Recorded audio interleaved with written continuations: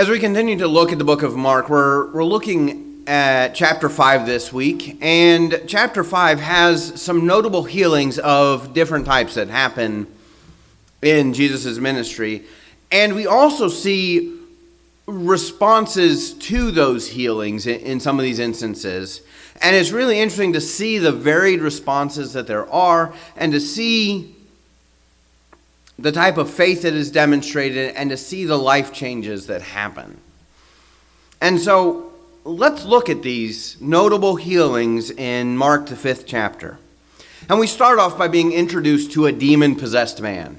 And this isn't the only time that Jesus has encountered demon-possessed men, but if there was one demon-possessed man that we would point to as the one we're most familiar with, it's probably this one. And this was a demon-possessed man and a tormented and a dangerous man. He was a tormented and dangerous man. Look at verses 1 through 9. They came to the other side of the sea, into the country of the Gerasenes. When he got out of the boat, immediately a man from the tombs with an unclean spirit met him.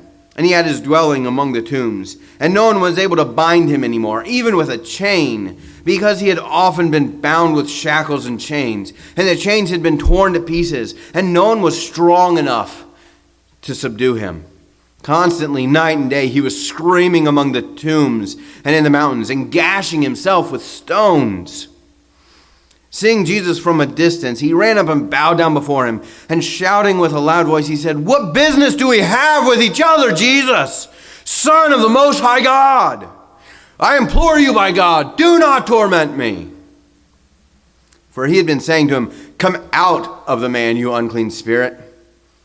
And he was asking him, "What is your name?" And he said to him, "My name is Legion, for we are many." And some people, when they read this story, they say that this guy must have just had mental issues, and that they lumped everything together with demon possession, and that everything was demons back then because they didn't have the medical knowledge that we have now. But that's not the case. This guy had supernatural strength because of the demons, and we see that the demons interact with Jesus, and he knows who he is. Now, mental illness is something that many people struggle with. There are different types of mental illness. But it's possible that some things that we attribute as mental illness today might be affliction of demons, and we just don't have a way to discern that. But the authors here did, and they say this was a clear-cut example of demon possession. I'm not saying all mental illness is demon possession. Don't get me wrong. I think most of it is just mental health disorders. But I think that demon possession or demon influence can sometimes imitate other mental disorders. And he had this problem. Interestingly, in Matthew 8:28, we see this story as well. But it says, when he came to the other side into the country of the Gadarenes, 2 men who were demon-possessed met him as they were coming out of the tombs. They were so extremely violent that no one could pass that way. And some people look at that and they say, oh, look at this. There's a contradiction in Scripture. Scripture's not true because one says there are 2 in Matthew, and Mark and Luke both say there was 1. Well, the thing is, you don't always mention everyone involved. If one was more of a spokesperson, then he was the main one interacted with. And we'll see that one of them has a response at the end that maybe the other didn't have. And that may be part of why Mark focuses on the one. But one of them appeared to be the spokesperson for the 2 of them. And this is something that we see today.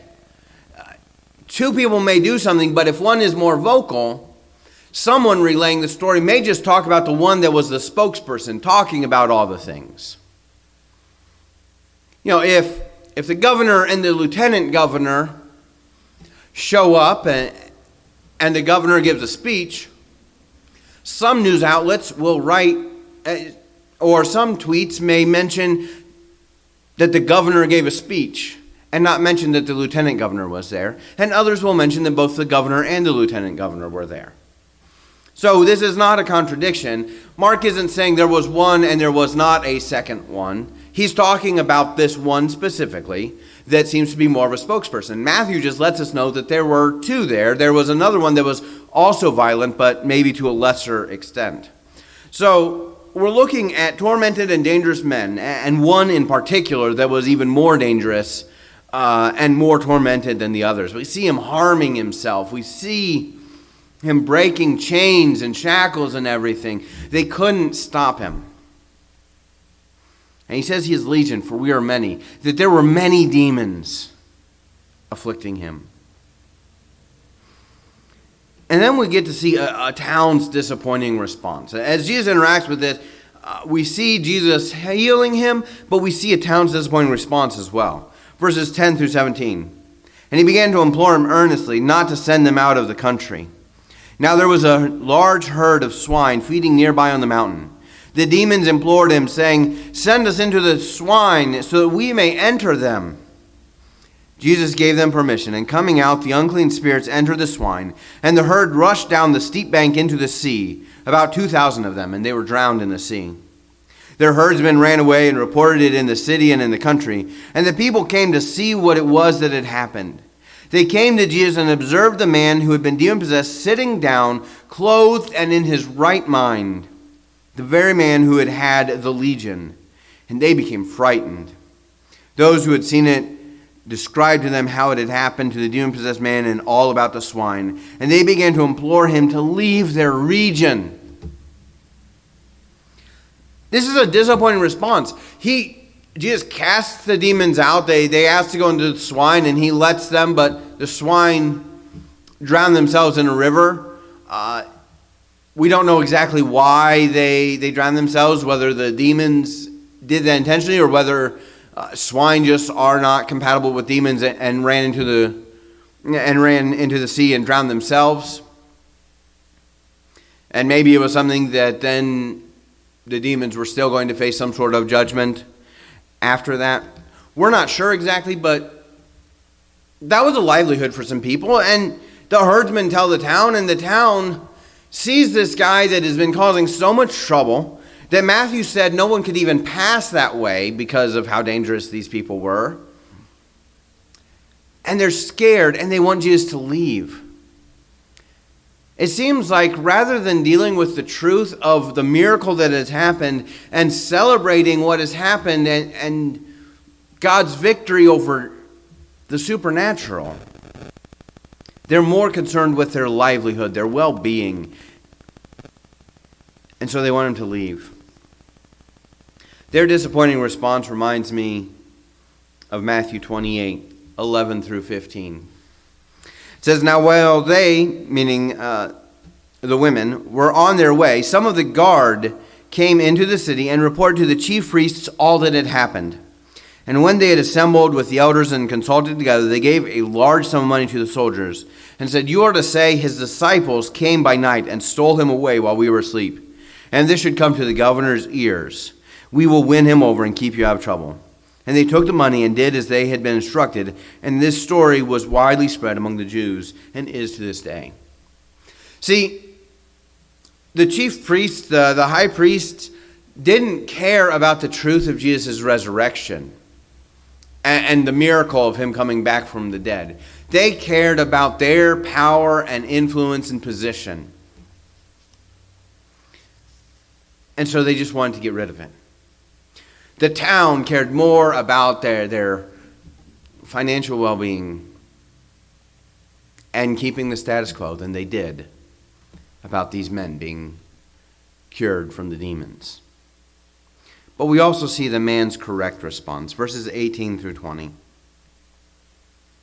It says, "As he was getting into the boat," meaning Jesus, "the man who had been demon-possessed was imploring him that he might accompany him.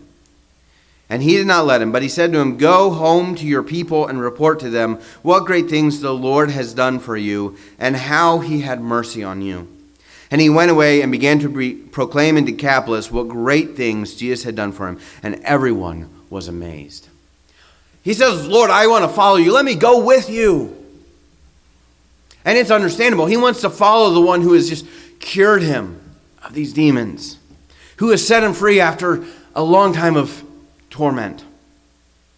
But Jesus says, no, go tell your friends and family. Go tell your hometown. Let them see what God has done for you.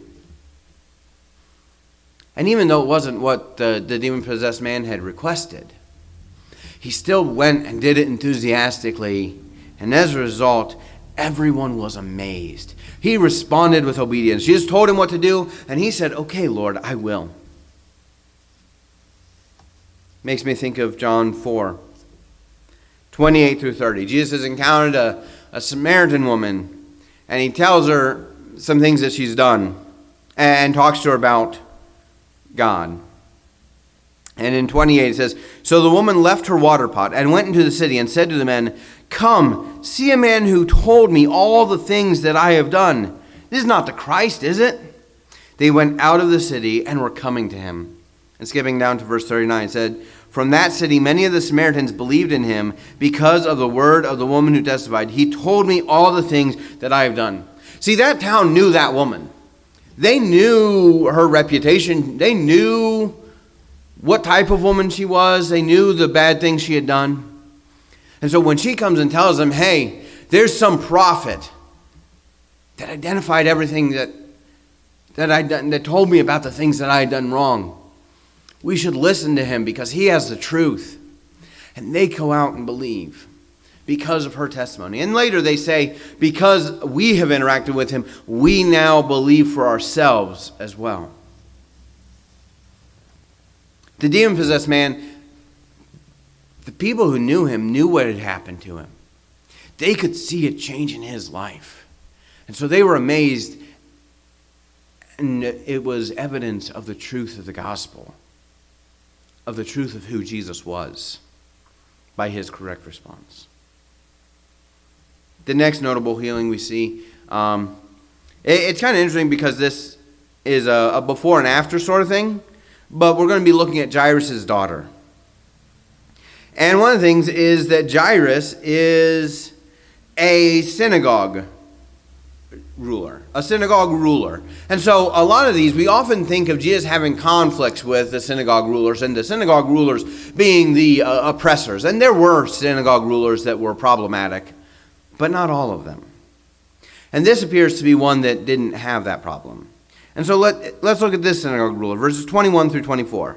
When Jesus had crossed over again in the boat to the other side, a large crowd gathered around him, and so he stayed by the seashore. One of the synagogue officials, named Jairus, came up, and on seeing him, fell at his feet and implored him earnestly, saying, my little daughter is at the point of death. Please come and lay your hands on her, so that she will get well and live. And he went off with him, and a large crowd was following him and pressing in on him. This synagogue ruler seems to have no doubt that Jesus can save his daughter. His daughter is almost dead, and yet he believes that Jesus can do it. And we see, my little daughter. Think about parents. Think about how much it means, especially if it's an only child, to see a child suffering and not being able to do anything to help it, and wanting to do everything they could to change and to save that daughter. And he's pleading with Jesus, and we see that he doesn't seem to hesitate to believe that Jesus can do it. And we're told that others believe. John 12, 42 and 43, it says, nevertheless, many even of the rulers believed in him, but because of the Pharisees, they were not confessing him, for fear that they would be put out of the synagogue. For they love the approval of men rather than the approval of God. And so there were many rulers of the people, and maybe some lesser synagogue rulers, that believed in him, but were scared of the Pharisees and were scared to step out on faith and to say, I don't care if you kick me out of the synagogue because he is who he is. But Jairus isn't that way. Jairus, he doesn't care about the approval of men. Maybe he would have in a different situation. But he knows only Jesus can save his daughter. And so he doesn't care. He's a synagogue official. He's a synagogue ruler. And he fell at Jesus' feet. He bowed down before him. He didn't care about his standing or his position. He cared about Jesus and what Jesus could do for him and for his daughter. Synagogue ruler with faith, who acted on his faith. But we see a delay and a death. A delay and a death. Mark 5:30. Immediately, Jesus, perceiving in himself that the power proceeding from him had gone forth, turned around in the crowd and said, "Who touched my garments?" They're on their way to the synagogue, and someone reaches out and touches his garments. And even though this synagogue official has to be concerned because his daughter, he says, is at the point of death, he's trying to hurry Jesus to follow him. There's a crowd around anyway. They're trying to work their way through the crowd, and Jesus stops and delays and says, "Who does it?" And he ends up having this conversation with a woman we're going to look at later. And so there's this delay. And maybe Jairus is impatient. We don't know. I can't imagine he wasn't impatient. It's not that he didn't care about this woman or anyone else. But imagine if you had a relative and you happened to be in an ambulance on the way to take care of a relative who was having a heart attack or a seizure or some other life-threatening thing, and you knew minutes mattered. And on the way, someone flags down the ambulance to take care of their. And so they stop on the way to your loved one to take care of someone else. And you know that your loved one might die if just a few more seconds go by. You might think, hey, it's good to help this other person, but later, can we come back for them? There's a delay. And what if that delay takes too long? And then it seems to take too long. Verse 35. While Jesus was still speaking, they came from the house of the synagogue official saying, "Your daughter has died. Why trouble the teacher anymore?"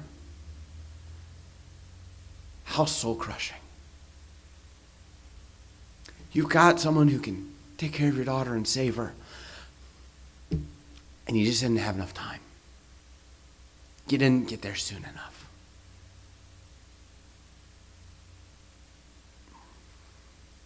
But the story doesn't end there, because we see obedience and a resurrection. Obedience and a resurrection. Look at verses 36 through 43. But Jesus, overhearing what was being spoken, said to the synagogue official, "Do not be afraid any longer, only believe." And he allowed no one to accompany him except Peter and James and John, the brother of James.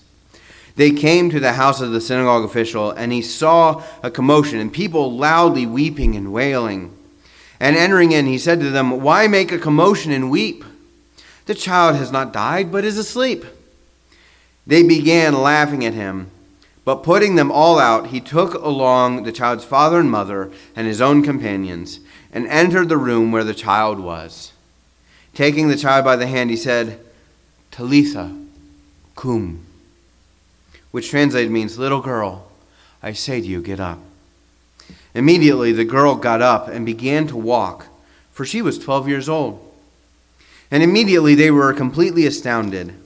And he gave them strict orders that no one should know about this. And he said that something should be given to her to eat.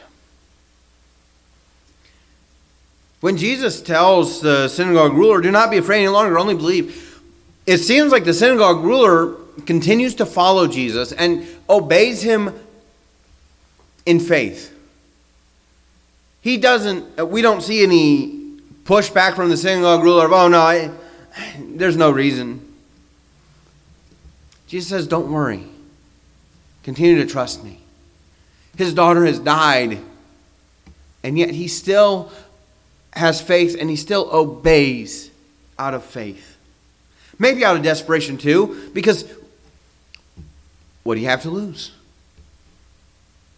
But he goes along with him. And Jesus raises the little girl. Makes me think of Colossians 3, verses 1 through 4, and then verse 6. Therefore, if you have been raised up with Christ, keep seeking the things above, where Christ is, seated at the right hand of God. Set your mind on the things above, not on the things that are on earth. For you have died, and your life is hidden with Christ in God.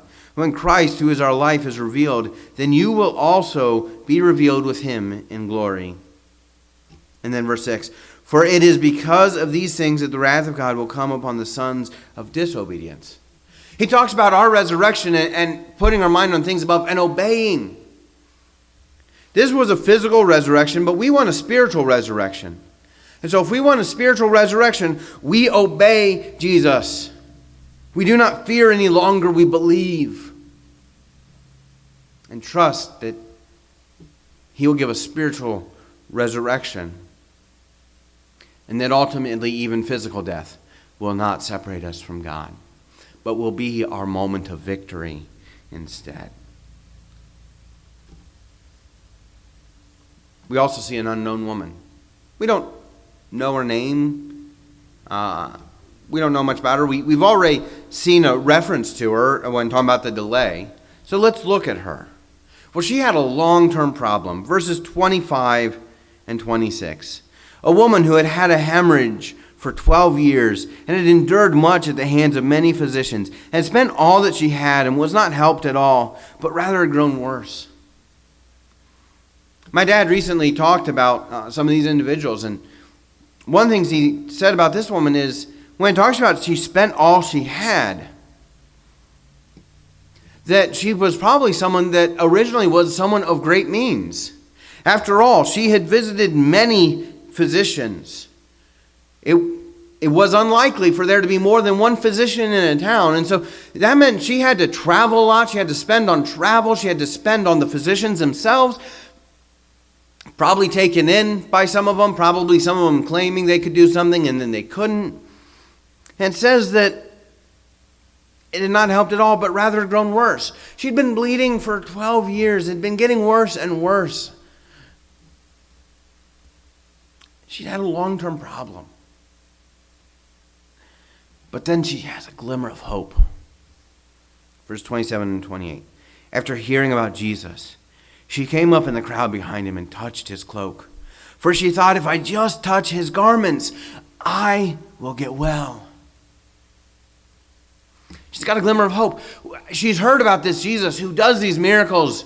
Maybe she's heard about him because of the healing of the leper that we heard before. Maybe she's heard about him because of this demoniac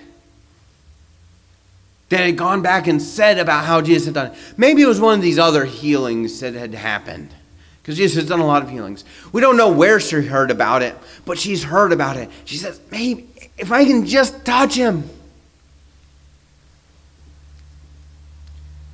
That glimmer of hope reminds me in 2 Kings 5. Starting in verse 1. Now Naaman, captain of the army of the king of Aram, was a great man with his master and highly respected, because by him the Lord had given victory to Aram. The man was also a valiant warrior, but he was a leper. Now the Arameans had gone out in bands and had taken captive a little girl from the land of Israel, and she waited on Naaman's wife. She said to her mistress, I wish that my master were with the prophet who is in Samaria. Then he would cure him of his leprosy. Naaman went in and told his master, saying, thus and thus spoke the girl who is from the land of Israel. And so, this is a remarkable statement of faith by this little girl, because we don't know of anyone else being cured of leprosy at this point in time. But she says he can, and Naaman has a glimmer of hope. He's been suffering long term with his leprosy, but maybe there's a chance. And he goes, and he is cured as well. And we see that her faith saved her. Oftentimes we translate it as made you well or cured you. Look at verses 29 through 34. It says, immediately the flow of her blood was dried up, and she felt in her body that she was healed of her affliction. Immediately Jesus, perceiving in himself that the power proceeding from him had gone forth, turned around in the crowd and said, who touched my garments? His disciples said to him, "You see the crowd pressing in on you, and you say, 'Who touched me?'" And he looked around to see the woman who had done this. But the woman, fearing and trembling, aware of what had happened to her, came and fell down before him and told him the whole truth. And he said to her, "Daughter, your faith has made you well. Go in peace and be healed of your affliction." If you look in your Bible, when it says made you well or healed you, it probably has a footnote. This says literally saved you. Your faith has saved you, he says. Her faith had saved her. It had saved her physically, but we also see that Jesus often dealt with physical maladies to deal with spiritual afflictions. Her faith has saved her. And go in peace. My dad pointed out that word peace there, in the Jewish idea, had not only peace as in some tranquility, but had to do with a harmonious relationship with God. And when we are saved, we get a restored relationship with God. Her faith saved her. Ephesians 2:8-9. It says, "For by grace you have been saved through faith, and that not of yourselves is the gift of God, not as the result of works, so that no one may boast." It wasn't because of her works. Now, yes, she did touch him, and it was at the moment that she touched him that she did it. But it wasn't because her touching him. It was about the fact that that is the moment when her faith meant that she came in contact with Christ. In Ephesians 2, sometimes those verses are used to say baptism isn't part of salvation. And yet in Ephesians 4, verses 4-6, it says, "There is one body and one Spirit, just as also you were called in one hope of your calling, one Lord, one faith, one baptism, one God and Father of all, who is over all and through all and in all." Baptism isn't a work that makes us deserve to be saved. We're still saved by faith, but that is the moment when we come into contact with Christ. And that is the moment when the healing takes place. When she touches his robes was the moment the healing took place. But she received the healing because of her faith. When we are baptized, that is the moment that our healing takes place. But we receive it because of our faith. So how does this apply to us today? Oh, we saw a man who was tormented, demon-possessed and tormented. And we can feel tormented at times, whether that torment be anguish, depression, anxiety, anger, guilt, shame, something else. Some people can be so tormented and so disturbed that they can be a danger to themselves and to others. But God can help us overcome those things. I don't say this to say that we should avoid all medicine, because medicine does great things. But medicine alone often doesn't help fully. There are so many commercials about depression medicines that tell you one of the side effects of depression medicine is depression. And there's one right now that has people holding up masks that talks about how even if you're on a depression medication, you may still be depressed and you're just trying to put on a good face. Medicine isn't going to save us from every affliction and every malady of our mind. Medical advancements have helped with a lot of things, and they can help with people who are suffering from different mental afflictions. But so can following Christ. And sometimes it's a combination of the two. But one of the things is that Jesus says he's come that we may have life and have it to the full. And we're told that when we follow him, that when we stop following him, that we end up doing things that are worthy of death, that lead to us being unfulfilled. And the thing is that the more in line we are with God's will and his word, the more fulfilled we will be. The more we will have a peace that passes understanding over anxiety. Some people, their anxiety has gotten so bad that they need medication. But I do believe that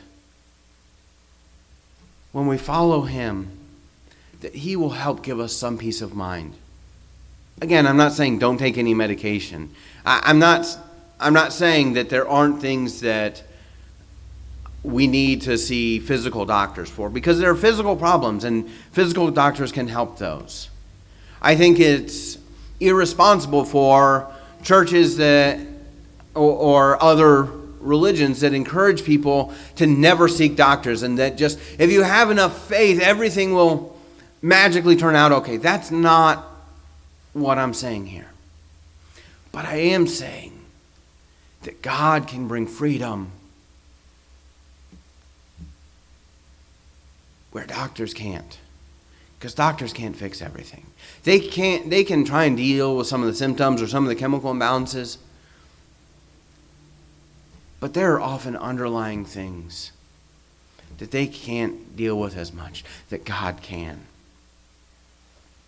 And this demoniac, he couldn't, they couldn't bind him. They couldn't do anything. They tried all the physical remedies, but he needed Jesus.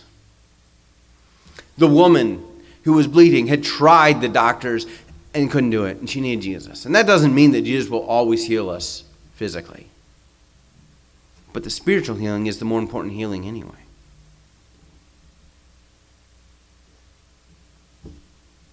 Maybe we find ourselves in the position of the town. Maybe sometimes we focus on what we lose from following Christ. Focus on all the things we have to give up, the enjoyable experiences, the pleasures of the flesh, instead of focusing on what we gain.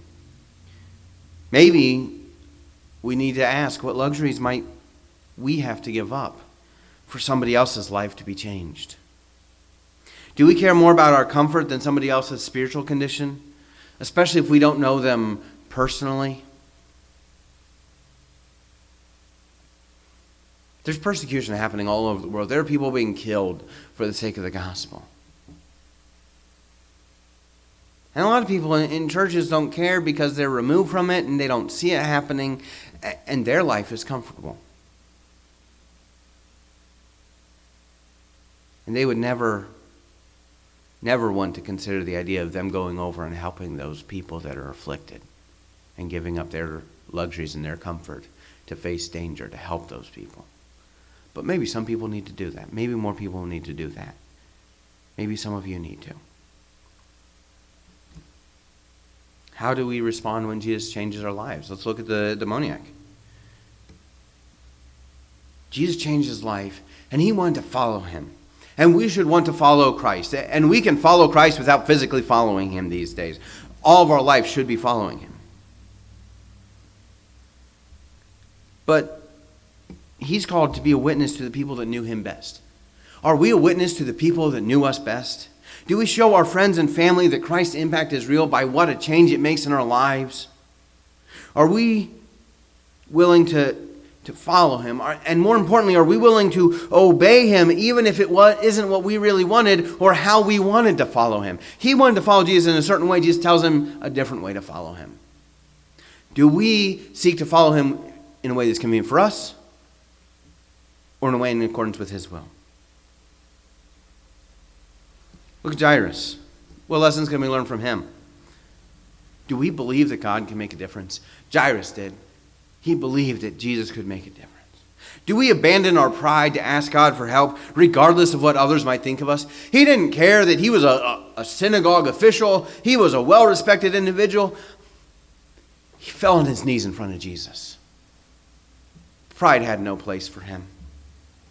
What lengths will we go to in order to bring Jesus to somebody that we love?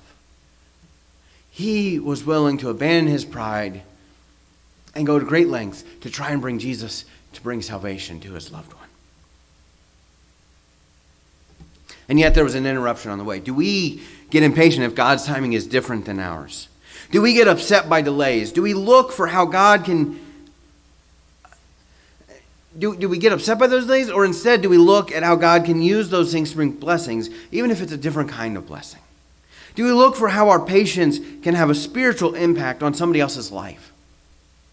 Now, here's one of the things about Jairus. Jairus was trying to bring Jesus to his loved one as soon as possible because he didn't want her to die before Jesus got there to save her.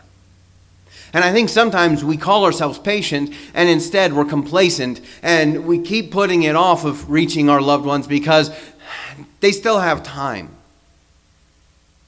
If they don't encounter Jesus before they physically die, they'll encounter him afterwards, but it's not going to be great. We need to be saved before we physically die. In this instance, though, Jesus was right there and was about to perform a miracle. And sometimes on the flip side, just like these friends of Jairus would say, don't bother him any longer. We may think, I can't, it's too late. They can't be reached. They're spiritually dead inside to the point that they're hardened off, but God can still reach them. We don't give up on God and think it's too late. We continue to trust him. It's never too late as long as they're alive. Even if we know someone is hardened their heart and it seems like they're too far to be gone, God can give them a spiritual resurrection. Once somebody receives that resurrection, we need to give them spiritual food to strengthen them in their new life, just as Jairus was told to give that. What about the lessons from the woman? Do we have long-term struggles in our lives? Maybe a grudge that we harbor or nurse, maybe a slighted feeling, maybe an addiction, maybe a judgmental attitude, maybe an unwillingness to truly commit to following him, maybe gossip, maybe some other habitual sin. Maybe we've sought help from outside sources. There are many non-Christian counselors that mean well, but without a grounding in God's word and in him, those solutions often fall short because they can fail to recognize the God-shaped hole in our lives that only he can truly fill. Many look to other religions to solve their issues, but are never satisfied. Many look for a hybrid of Christianity and something else, where they kind of know they need Jesus, but they want Jesus on their terms, and so they don't get the filling. I have a sister-in-law that knew there was something more, and she examined many other religions, but none of them met the need that she had. And then my brother demonstrated real faith, ending up introducing her to Christ, and she found the spiritual healing that she had been looking for but had been unable to find, and it changed her life. Do we trust that God can take those issues away from us? That he can help us overcome them? Sometimes it might be immediate like it was for her. Oftentimes, though, we'll still have a struggle. Paul asked for a healing, and God told him, no, my power is made perfect in weakness. But he does give us the strength to overcome that struggle. His power is perfected in our weakness. Jesus tells her it is her faith that made her well. Or more literally translated, that her faith saved her. Jesus also calls her daughter, which is the only place he uses that term in any of the Gospels. We don't know her name, but we know that because of her faith, she became a daughter of Christ and was saved. Of course, even though Jesus says her faith saved her, it didn't save her until she came into contact with him. The Bible tells us we are saved through faith, not by our good deeds or how well we do the works of law. We are told we receive salvation at the point of baptism, but not because it is a work, but because it is when we come into contact with him, by being clothed with Christ and sharing in his death, burial, and resurrection. Do you want to receive the healing that God can provide? If you're not a Christian and you want to gain that resurrection, or if you are a Christian but you find yourself doubting or not following him fully, or caring more about your comfort than other people's spiritual well-being, then contact me and we'll talk, or we'll find a time to meet and talk about what it means to be a Christian.